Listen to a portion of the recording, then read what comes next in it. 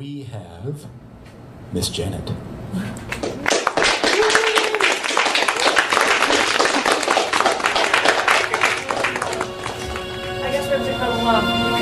people are rebels, I'm going to use a different mic. Hello. And I'll figure it out. Usually I play music from Chicago, and you were talking about how politicians seem to be corrupt, but I'm from Illinois, and that's just how it is. I mean, our politicians make our license plates, or governors, you know, that seems totally normal for me. I don't know what you're talking about. They tight with the people.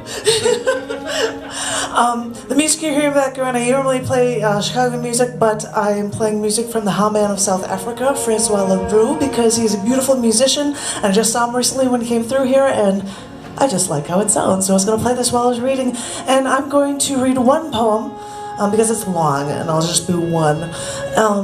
A month or two ago here I read a poem, an old poem of mine called One Summer, and it was about traveling to different places in the States and life and learning different things. And I actually got a compliment on it, and that compelled me to write this new poem, and it is longer. And new poem, yeah, and it's called One Spring. The good byline for it is 7 countries in 7 days. So it's in 7 parts. Part number 1, Austria. When walking through the 60-degree slanted streets in Austria, you understand quickly why walking Europeans are thinner than us fat Americans. We drive everywhere and then pay money to use a gym to help us lose the weight gained from this rich life.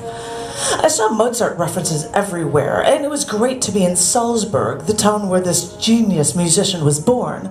But while looking for a place to eat, I saw Salzburger listed on many diner signs. I asked if this was a kind of hamburger, and they told me no, it's a reference to being from Salzburg. And I laughed and I said, well, I guess Mozart was a Salzburger. But being in the Alps, everywhere was an inclined hike. I tried to climb a mountain in the snow in my sandals. So I attempted relief for my aching joints by resting in the Gastein Curative Tunnel. You see, this tunnel is a tourist spot because miners would feel rejuvenated after working in it until they realized that the tunnel was loaded with radon. And sure, long-term exposure might be bad, but after sweating buckets of water from laying down in those mines for only 20 minutes, you actually feel better, rejuvenated, and ready to climb a mountain tomorrow. To Germany. We left Hitler's home country to go to Germany's Dachau to see one of the first concentration camps in existence. Drank beer on the train ride from Munich, something Hitler would have frowned upon, and after seeing Washington, D.C.'s Holocaust Memorial, that was complete with a train car, a Warsaw Ghetto walkway, glass bins of collected hairbrushes and shoes, I was so totally stoked for the impact of actually being there. But once we passed under the Arbeit macht frei sign, we walked into and saw blank halls with only occasional spots of original chipped paint. We'd walk from room to room, each containing only large hanging posters with occasional images of data in German and in English. You couldn't feel the gravity of life in these prisons for these camps, and only when we got to the last room and saw a scale model of the entire grounds as it was during the Holocaust, well, everywhere we had walked that entire day was only about 1/5 of the size of the camp. That was the only way I saw the monstrous size of this monstrosity. Later, at a Munich bar, we were there and these old German men yelled at us in German because an American-sounding song played on the jukebox. I didn't even know what the jukebox was, and the bartender yelled at the regulars in German that she was the one that chose that song. But looking back, I have to admit that it was cool to be yelled at in another language by men from the other side of the world. 3. Italy.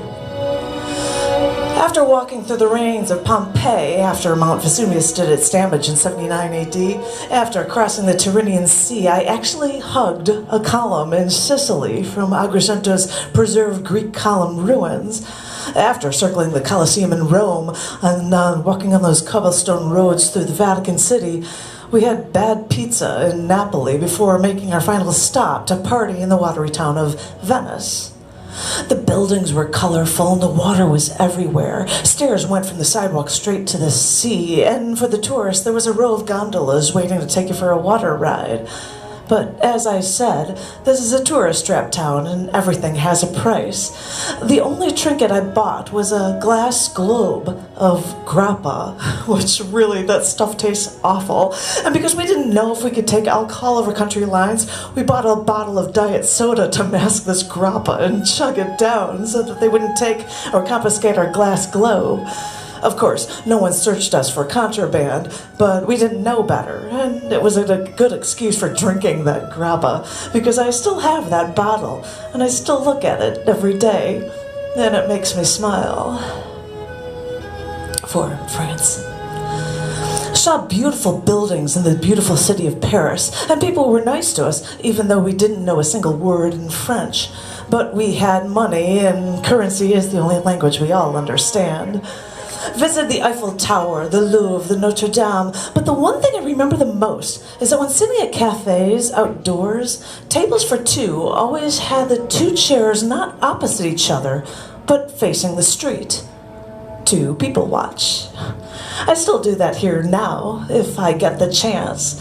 You can hear someone talking when they're right next to you, and this way you can look out and watch the world. 5. The Netherlands. The architecture in Brussels was really amazing, but in Amsterdam we searched for pot, but the only place you could find it was coffee shops, and coffee is not the drug for me. The man at the hotel looked at my passport and saw my Dutch name and pronounced Kuypers differently, so we left for the streets to find some nightlife. We did see some prostitutes on display for business while posing in literal window boxes of buildings at eye level as you walk down the street. But beyond that, the bars closed at 10 p.m. And lucky you, every bar had fewer than 4 people in it. So at one bar we ordered 1 round of drinks before they closed that cost us nearly 30 euros.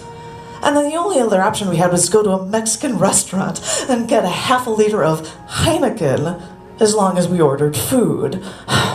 The only food we got was tomato soup, which was a fitting nightcap for a town most tourists rave about.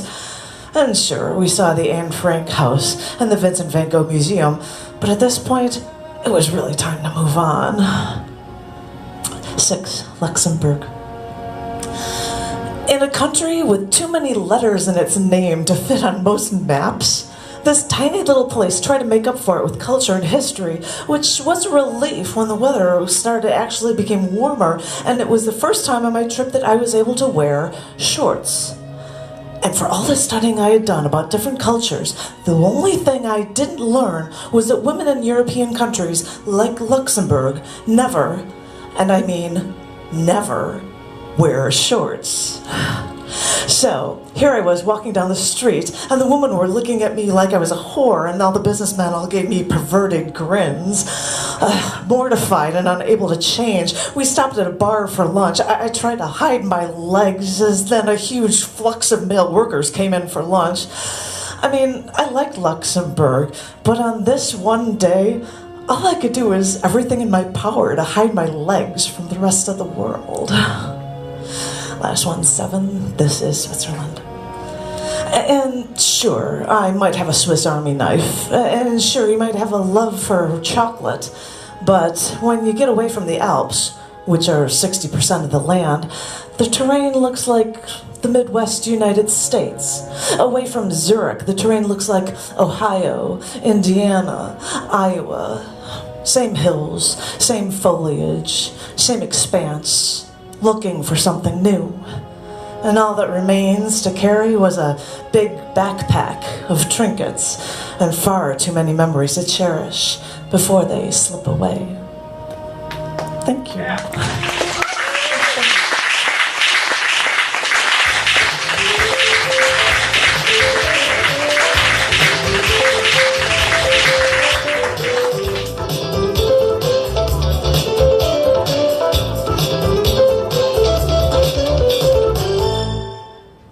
Give it up for Janet!